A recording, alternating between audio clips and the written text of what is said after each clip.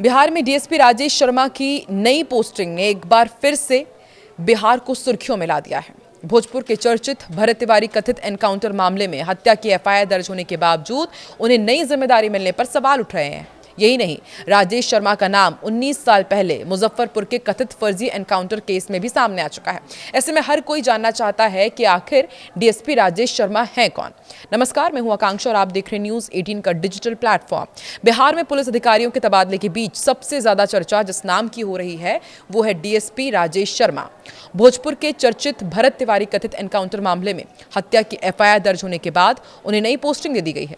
इस फैसले पर मृतक के परिवार ने सवाल उठाए हैं। यही नहीं, राजेश शर्मा का नाम करीब 19 साल पहले एक कथित फर्जी एनकाउंटर मामले में भी सामने आ चुका है। आइए आपको बताते हैं कि राजेश शर्मा कौन है और अब तक का उनका पुलिस करियर कैसा रहा है और क्यों उनकी ये नई तैनाती विवादों में है। देखिए, सबसे पहले आपको बताते हैं कि आखिर ये है कौन। तो दरअसल राजेश शर्मा बिहार पुलिस के वरिष्ठ अधिकारियों में गिने जाते हैं। उन्होंने अपने करियर की शुरुआत दारोगा यानी कि सब इंस्पेक्टर के रूप में की थी। कई साल तक अलग अलग जिलों में थाना प्रभारी रहे, इंस्पेक्टर के रूप में भी कार्यरत रहे और फिर उसके बाद उन्हें प्रमोशन मिला और वो डीएसपी एसडीओपी बने। हाल ही के साल में वो भोजपुर जिले के जगदीशपुर अनुमंडल के एसडीओपी के रूप में तैनात थे। हालांकि उनके पूरे करियर के साथ विवाद भी जुड़े रहे हैं। पहले मुजफ्फरपुर का कथित फर्जी एनकाउंटर और अब भरत तिवारी एनकाउंटर मामला उनकी कार्यशैली पर सवाल खड़े करता है। नई पोस्टिंग पर बवाल क्यों मचा हुआ है ये भी समझ लीजिए। देखिए, बिहार सरकार ने हाल ही में 12 आईपीएस और 53 डीएसपी अधिकारियों के तबादले किए। इसी लिस्ट में राजेश शर्मा को मद्य निषेध एवं राज्य स्वापक नियंत्रण ब्यूरो में डीएसपी की नई जिम्मेदारी दे दी गई है। ये फैसला सामने आते ही भरत तिवारी के परिवार ने कड़ी नाराजगी जताई। परिवार का कहना है कि जिस अधिकारी के खिलाफ हत्या समेत गंभीर धाराओं में एफआईआर दर्ज हो चुकी है, उसे जांच पूरी होने से पहले नई जिम्मेदारी देना न्याय की भावना के खिलाफ है। उनका आरोप है कि भारत भूषण तिवारी की हत्या के बदले राजेश शर्मा को इनाम के तौर पर नई पोस्टिंग मिल गई है। 17 जून को आपको याद होगा, भोजपुर जिले के शाहपुर थाना क्षेत्र के बिलौटी गांव के रहने वाले भरत तिवारी की पुलिस एनकाउंटर में मौत हो गई थी। पुलिस ने दावा किया था कि भरत पर कार्रवाई के दौरान मुठभेड़ हुई थी, लेकिन भरत के परिवार का आरोप इससे बिल्कुल अलग है। उनका कहना है कि भरत फेसबुक लाइव कर रहा था, उसने पुलिस के सामने अपने हथियार भी डाल दिए थे, जमीन पर फेंककर सरेंडर भी किया था। इसके बावजूद पुलिसकर्मियों ने उसे धक्का देकर गड्ढे में गिराया और गोली मार दी। परिवार का आरोप है कि तत्कालीन एसडीओपी राजेश शर्मा ने मौके पर मौजूद पुलिसकर्मियों को गोली चलाने का आदेश दिया था। गंभीर रूप से घायल भरत को अस्पताल ले जाया गया, जहां उसकी मौत हो गई। भरत तिवारी की मां आशा देवी की शिकायत पर शाहपुर थाने में हत्या समेत कई गंभीर धाराओं में मामला दर्ज किया गया। एफआईआर में तत्कालीन एसडीओपी राजेश शर्मा, तत्कालीन थाना प्रभारी राजेश मालाकार और एनकाउंटर में शामिल अन्य पुलिसकर्मियों को आरोपी बनाया गया। एफआईआर दर्ज होने के बाद राजेश शर्मा को उनके पद से हटाकर पुलिस मुख्यालय में योगदान देने के निर्देश दिए गए और अब बाद में उनकी नई पोस्टिंग कर दी गई है। परिवार ने नई पोस्टिंग पर सवाल उठाए हैं। पिता काशीनाथ तिवारी का कहना है कि उन्हें न्याय मिलने की उम्मीद लगातार कमजोर होती जा रही है। उनका कहना है कि हत्या जैसे गंभीर मामले में आरोपी अधिकारी को नई जिम्मेदारी देना गलत है।